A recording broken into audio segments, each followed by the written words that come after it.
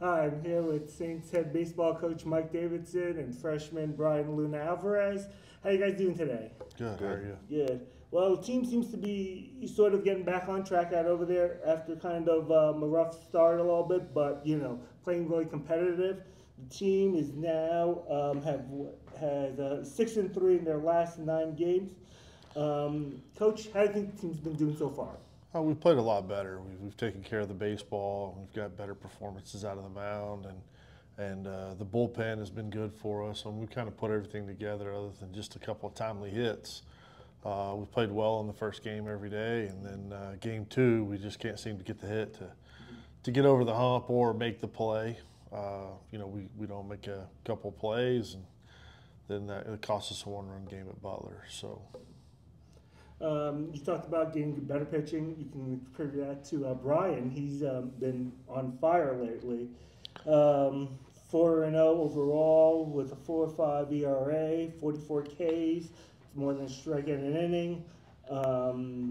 In his last 2 games, he's pitched 14 innings, allowed only 2 hits, and he's been pretty good against Butler. He pitched his first no-hitter. Walking 4 and striking out 15. Brian, talk about your last 2 performances. I mean, I just had to go up there and compete, execute my pitches, have a second pitch to keep them thinking, and just go up there and throw. You had a little kind of a shaky start over there, but in the last 2 games, what's been sort of the focus of them? Have you been changing pitches? Have you been adjusting? I've just been trying to adjust, throw low, and throw my second pitch, not just keep throwing fastball, because they're timing it towards the end. So try keep them thinking. Okay, Coach, what do you think of Brian's performances? Brian's done really well, and I think the big thing is he naturally can pitch in anytime he wants to. He's kind of backwards for a left-handed pitcher, where he wants to pitch in, he likes to pitch in. It's easy for him to pitch in. So I think the big thing for him is he's established that he can get down and away also. And then adding the second pitch, like he's talked about, whether it be the breaking ball or the changeup, has really helped. And the fastball has always been there for him, and the fastball's good. And his command there has been pretty good. But to be able to command the second pitch down in the zone and stay ahead in counts, and he's done a great job with that. And fortunately was able to throw a no-hitter that doesn't come around very often, even though he threw a couple in high school. In college, those are special. They're hard to get and hard to come by. So congrats to him and his hard work and what he's done to this point. Yeah, how does it feel to throw a no-hitter? Like Coach said, and we talked off camera a little bit about you've thrown some off the in high school, but to throw one in college, what does that mean? I mean, it feels good because it's better competition, and the hitters, they're going to be able to hit that fastball. It's not like high school, you could blow a fastball and they're going to be behind it. It feels good. What's been the biggest adjustment that you've had to make from the high school level to the college level? Not trying to leave the fastball up and in the middle. Trying to work corners and command low and throw the second pitch for a strike.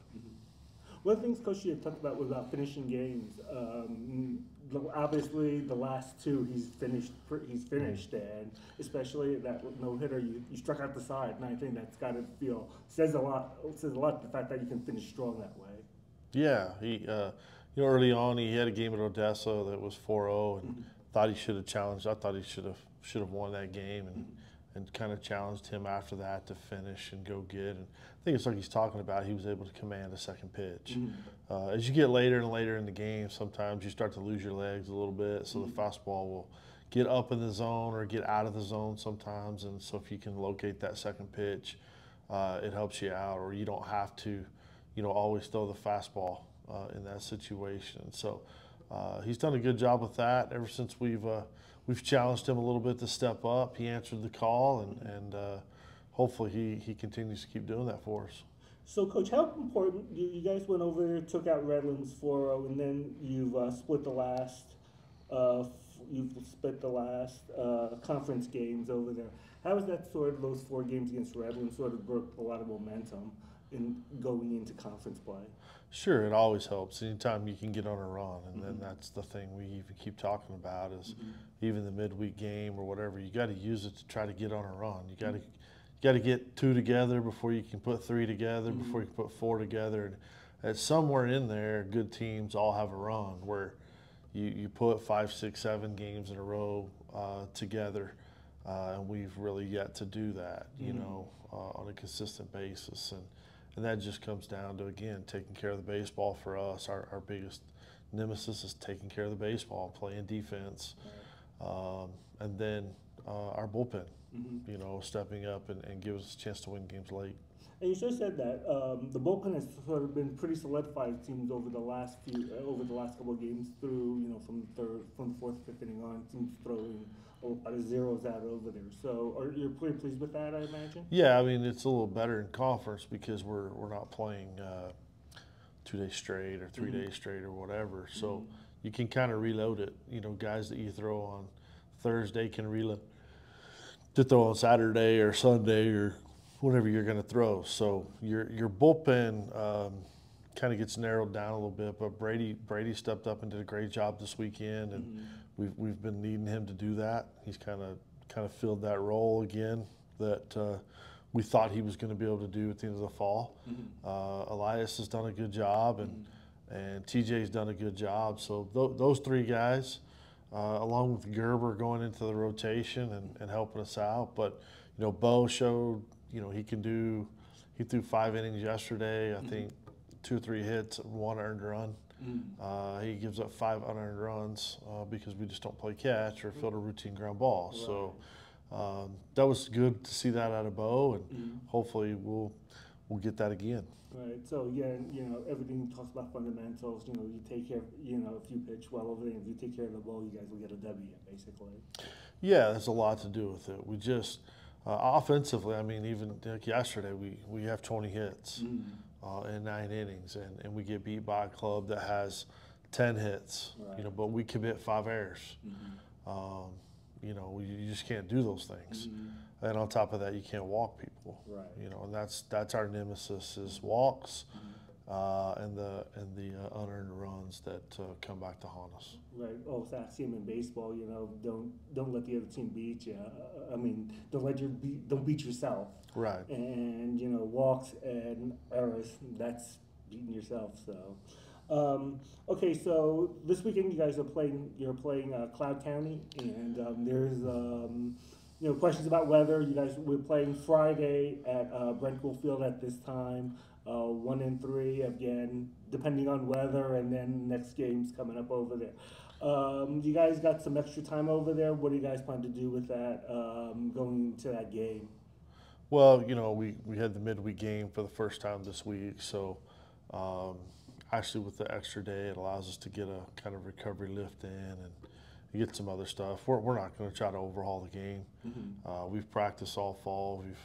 We've done all those things. We've played. It just comes down to us going out and doing our jobs.